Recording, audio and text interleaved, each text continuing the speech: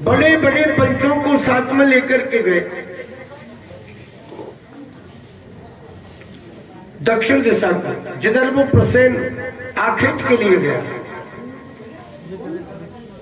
निर्जन वन में एकांत में जाकर के देखने लगे तो वो प्रसेन का घोड़ा मरा हुआ पड़ा है। थोड़े आगे जाकर के देखा प्रसेन भी मरा हुआ पड़ा है। बोले जी ये घोड़ा पड़ा हुआ और ये प्रसेन पड़ा, किसने मारा है?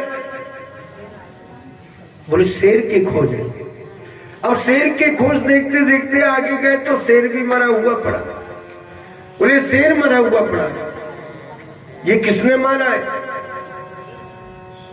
बोले रीछ के खोज। अब रीछ के खोज देखते देखते आगे गए तो एक पर्वत की गुफा में प्रवेश कर गए। भगवान श्याम सुंदर द्वारकापुरी के जो पंच उनके साथ में गए, उनको कहने के लिए लगे जी मैं गुफा के अंदर जा रहा हूं, तुम यहीं मेरा इंतजार करना, 3 दिन में लौट करके वापस आ जाऊंगा। भगवान चले गए। वहां जाकर के देखा तो जामवंत की एक कन्या थी जिसका नाम था जामवती। वो उस मणि से खेलने के लिए लग रही। भगवान ने जाकर के कहा देवी लाओ ये मणि हमें दो। बोले जी क्यों?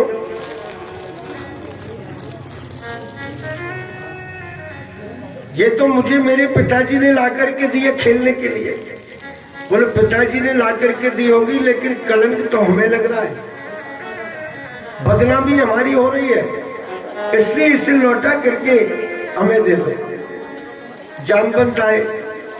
जामवंत ने कहा प्रभु मैं मणि तो आपको दे दूंगा लेकिन इसके बदले में आपको मेरे साथ में युद्ध करना पड़ेगा, और युद्ध के बीच में अगर तुम जीत गए तो मणि तुम्हारी, और अगर मैं जीत गया तो मेरी मणि मेरे पास नहीं।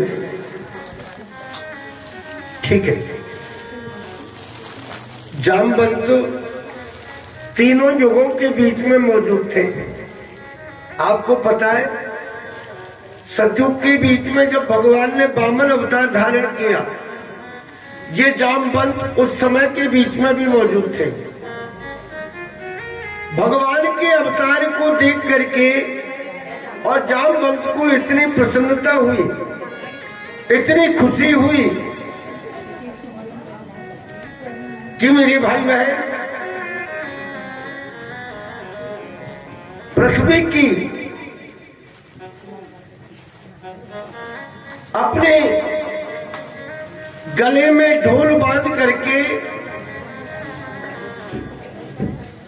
और पृथ्वी की 7 परिक्रमा लगाई। जामवंत विचार कीजिए कितना ताकतवर था, कितना बलवान था। 7 परिक्रमा लगा दिए इसने ढोल बजाते बजाते।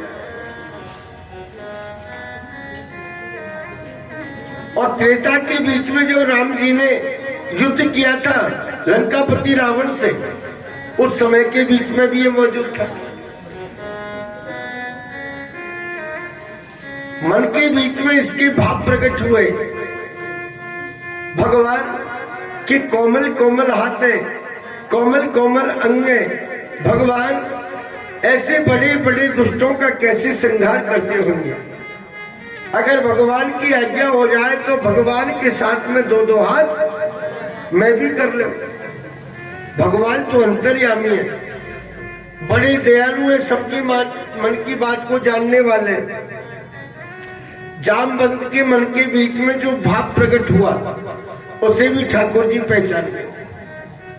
ठाकुर जी ने कहा जामवंत इस समय के बीच में तो नहीं, लेकिन द्वापर युग के बीच में मैं तेरी कामना को पूर्ण कर दूं, द्वापर में पूर्ण कर दूं, ये कह दिया भगवान। आज भगवान ने जामवंत के साथ में यहां युद्ध किया। मेरे भाई बहन लगातार 18 दिन तक युद्ध चला। 18वें दिन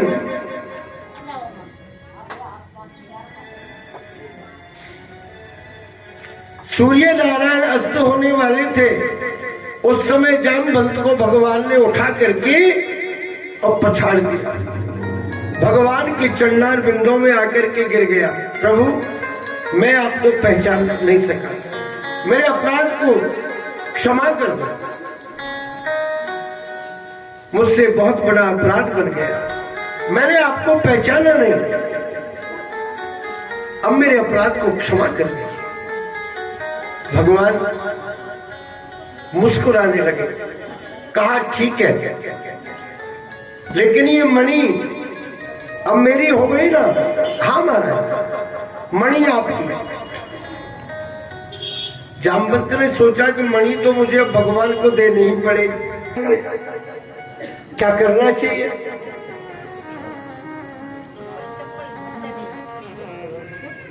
क्या करना चाहिए?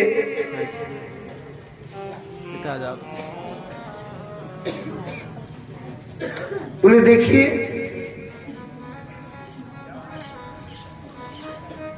मेरी भाई बहन,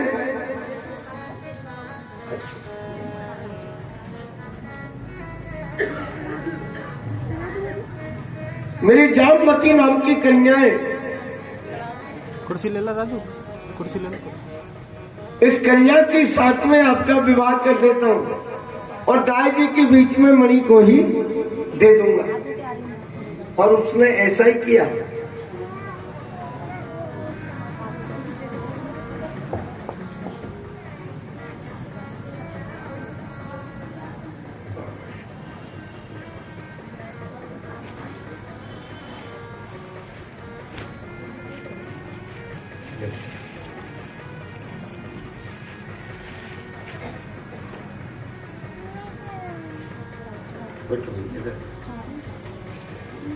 बोलिए कृष्ण कन्हैया लाल की जय हो। भगवान की माया। जामवंत ने अपनी कन्या जामवती का विवाह श्याम सुंदर के साथ में संपन्न किया और दाई जी के बीच में वो मणि को दे दी। उस मणि को लाकर के भगवान ने सत्यजित को प्रदान करी। बोले जी ये मणि आप लो, इस मणि के चक्कर में हमको कलंक लग गया। सत्यजित भगवान को कहने लगे महाराज मेरे अपराध को क्षमा कर दे, मेरे कारण आपको और कलंक लग गया। अब इस मणि को आप ही ले लो। भगवान ने मना कर दिया कि नहीं। सत्यजित ने विचार किया भगवान मुझसे द्वेष करेंगे। सत्यजित की सत्यभामा हो रही पहले मथुरापुरी में, कहा भगवान श्री कृष्ण के चाचा जी के साथ। कौन थे चाचा? अक्रूर जी। अक्रूर जी के साथ में सगाई हो रही, लेकिन विचार किया कि भगवान के साथ में अगर विवाह कर दूंगा ना तो ये द्वेष हमेशा के लिए मिट जाएगा, रिश्तेदारी बन जाएगी, आना जाना लगा रहेगा। अक्रूर जी की साथ में जो सगाई हो रही उस सगाई को तोड़ दिया और भगवान श्री कृष्ण के साथ पाणी ग्रहण संस्कार का सत्यभामा का कर दिया और दाई जी के बीच में उसी मणि को दे।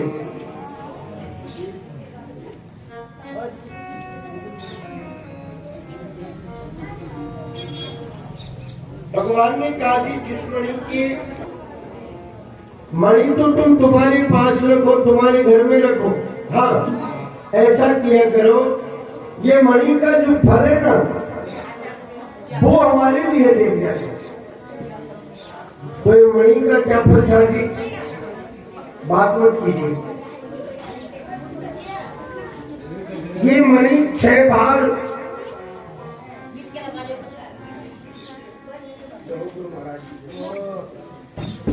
8 बार सोना। कितना?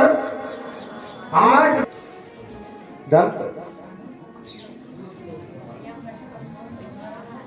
कितने का? ग्राम की नहीं कह रहा हूं, भार। ना ना ना, इसका मतलब अभी उन्हें, इसका मतलब अभी आपके स्वामियों ने आपको पूर्ण ज्ञान नहीं दिया।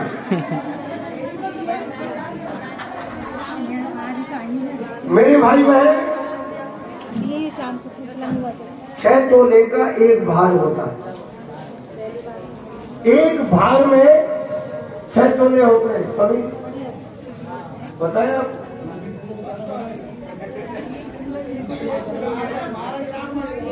अरे वो तोला है, भार अलग चीज है, तोला अलग चीज है। 8 भार 16, यानी 8 छक्का 48, 48 तोला 16 रोज करना पड़ता है।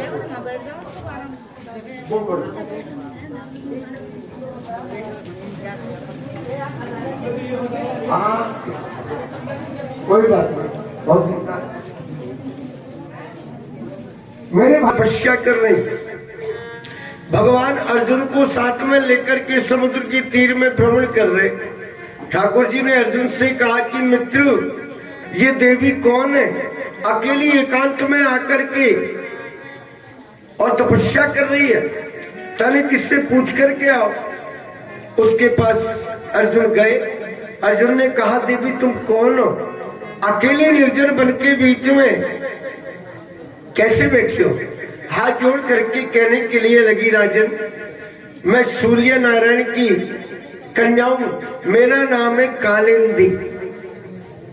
भगवान श्री कृष्णचंद्र को पति बनाने के लिए मैं भगवान की और ये तपस्या कर रहा। अर्जुन ने भगवान को जाकर के बताया, बोले प्रभु ये भी आपके ही नाम की माला फेर रही है। हमारे नाम की? बोले हाँ। फिर बोले विवाह करना चाहती है आपके साथ। भगवान ने गंधर्व रीति से उस कन्या के साथ भी विवाह संपन्न कर दिया। महाराज, 5वां विवाह भगवान का लक्ष्मणा के साथ में हुआ। 6ठा विवाह मित्रविंदा के साथ में हुआ। उज्जैन नगरी के बीच में 2 भैया थे, बिंदु और अनुबिंदु। इनकी मित्रविंदा नाम की बहन थी। अपनी बहन का स्वयंवर किया। स्वयंवर के बीच में ठाकुर जी गए और जाकर के मित्रविंदा का हरण करके लेकर के आ गए। 7वां विवाह भद्रा के साथ में हुआ और 8वां विवाह भगवान का नागनजिति के साथ।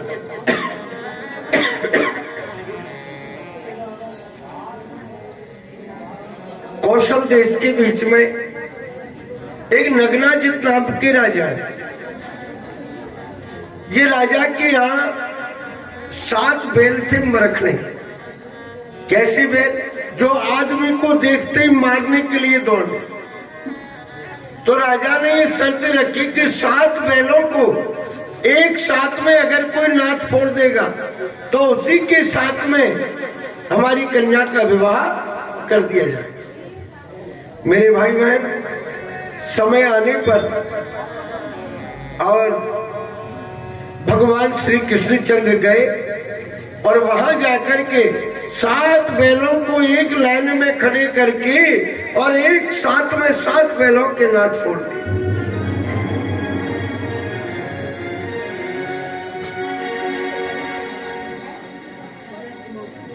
एक साथ में नाच छोड़ दिया। भगवान उस स्वयंवर के बीच में से नागनजिति नाम की रानी के साथ विवाह करके और द्वारिकापुरी के लिए पधारे। देखिए, वो तो राजा महाराजाओं का समय था, लेकिन कलयुग में भी कई जगह लोग ऐसी शर्त रखते हैं। टोड़ा भीम तहसील में गांव में पदमपुरा, बेरोज पदमपुरा, वहां भी हम 4 भागवत जी करे आए। 2 तो बेरोज में, 2 पदमपुरा में। तो पदमपुरा में जो ठाकुर साहब है, गढ़ में रहते थे, वो अब वहां नहीं रहते, वो जयपुर रहते हैं। ठाकुर साहब का एक खेत का चक्के 500